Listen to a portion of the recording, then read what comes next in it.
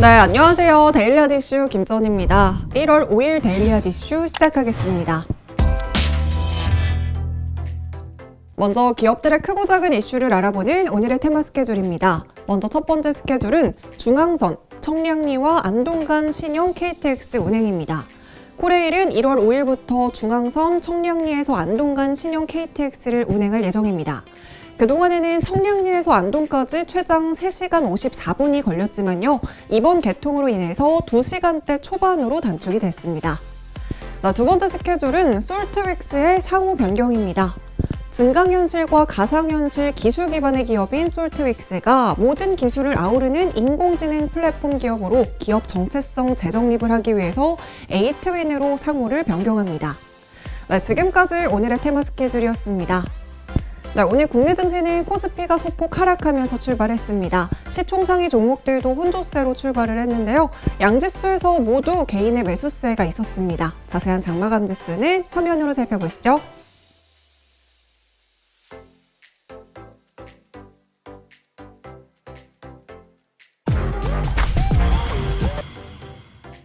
이어서 오늘 주식시장을 들썩이게 한 오늘의 특징주 살펴보겠습니다.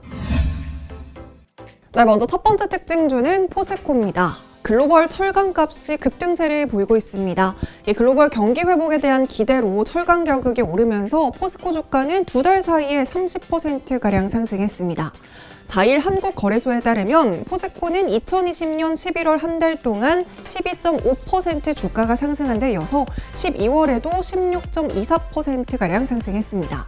최근 2달 동안 31.25%가량 오르면서 2018년 수준인 30만 원대 주가를 앞두고 있는데요. 오늘도 장중에 7% 넘게 상승하는 모습을 보였습니다. 포스코 주가가 상승세를 타는 데는 이 중국을 중심으로 전 세계 경기 회복에 대한 기대로 지난해 4분기부터 글로벌 철강 가격이 상승했기 때문입니다. 최근 2달 사이에 중국과 미국, 유럽과 아시아 등 글로벌 철강제 가격이 20%에서 30% 급등하면서 강세가 지속되고 있습니다. 원재료인 철광석 가격이 오르고 가격 상승분을 제품인 철강 가격에 반영하면서 제품 가격과 원재료 간 차이가 커지면서 실적이 좋아질 것으로 예상이 되고 있습니다. 이에 따라 국내 철강 기업들은 작년부터 가격을 올려왔습니다. 포스코는 지난달에만 열연 가격을 2차례 걸쳐 톤당 7만 원 인상한 데 이어서 전날부터 또 8만 원을 올렸고요. 현대제철도 철근 가격을 작년 4분기 대비 톤당 3만 원 인상하기로 했습니다. 증권가에서는 주요 철강사들이 내년 1월 가격 인상 계획도 또 다시 발표를 하고 있는 상황을 고려할 때 2021년 상반기까지 업사이클이 지속될 것으로 전망된다고 말하고 있습니다. 두 번째 특징주는 대우건설입니다. 대우건설에서 대규모 수주가 이어지면서 주가도 함께 오름세를 보이고 있습니다.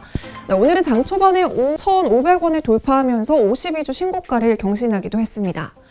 바로 어제였죠. 4일 대우건설은 지난해 12월 30일 이라크 남부의 바스라주에서 알포 신항만 후속 공사를 패키지로 계약했다고 밝혔는데요. 약 2조 8,686억 원 규모입니다. 이번 계약을 통해서 대우건설은 이라크 알포 신항만에서 총 10건의 공사 그리고 4조 1,000억 원의 수주 누계액을 기록하게 됐습니다. 대우건설은 알포 신항만 사업에서 연이은 수주로 숙련된 우수 인력과 기존 현장 장비 활용이 가능해서 공사 수행 리스크 최소화와 원가 절감 효과가 기대되고 있습니다. 수주는 여기서 끝이 아닙니다. 같은 날 대우건설은 공사 금액 4,500억 원 규모의 흑석 11구역 재개발 사업 시공사로 선정이 됐습니다. 대우건설이 코오롱 글로벌을 꺾고 흑석 11구역 수주를 따낸 건데요. 대우건설은 단지명을 서밋 더힐로 제안을 하면서 흑석 뉴타운 최초로 대우건설의 하이엔드 주거 브랜드인 프루지오 서밋을 적용해서 수주에 성공했습니다. 이렇게 새해부터 잇따른 대규모 수주의 매수세가 강하게 몰리고 있습니다. 세 번째 특징주는 유바이오로직스입니다. 코로나19 백신 6코박19의 임상시험 계획 승인 기대감이 주가에 긍정적인 영향을 주고 있습니다. 전날 한 매체는 식품의약품안전처가 유바이오로직스의 코로나19 백신 6코박19에 대한 임상 1, 2상 심사에 착수했다고 보도했습니다.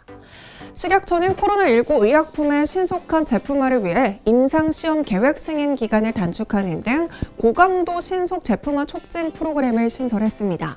6호방19는 코로나 바이러스의 스파이크 단백질 가운데 일부를 유전자 재조합으로 직접 만든 항원에 면역 증강제를 조합해서 개발한 백신입니다.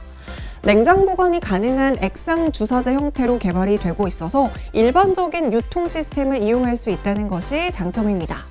이에 따라 유바이오로직스는 6호방19 효능에 대한 자신감을 보이고 있습니다.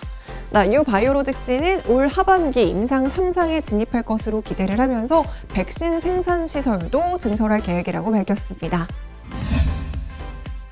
네 번째 특징주는 국영 GNM입니다. 이 국영 GNM이 장중에 25%가 넘는 급등세를 보였습니다. 바로 탄소 중립 수혜주로 부각이 되었기 때문입니다.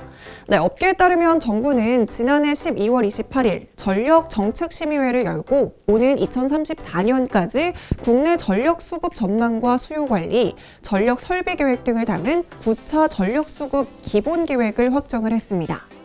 9차 계획은 원자력 발전 대신 태양광과 풍력 발전을 대폭 늘리는 것이 골자입니다.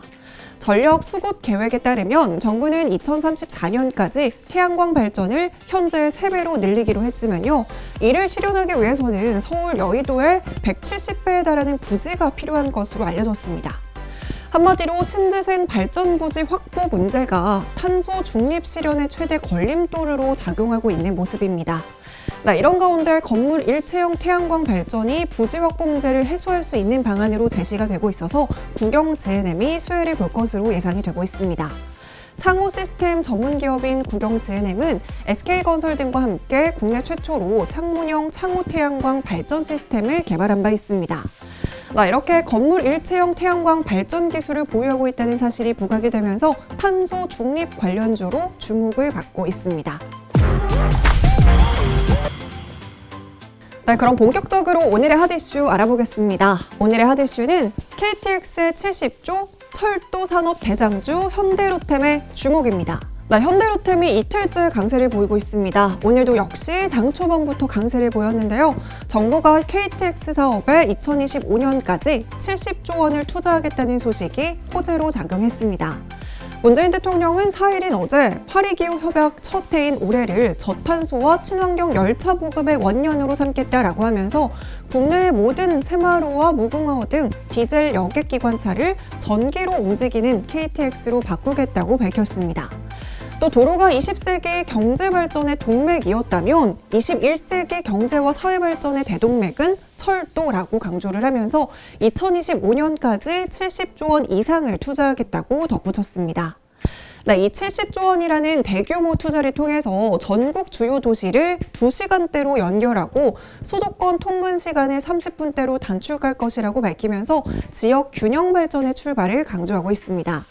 그리고 이날 문 대통령은 저탄소 친환경 고속열차인 KTX 이음을 시승을 했습니다.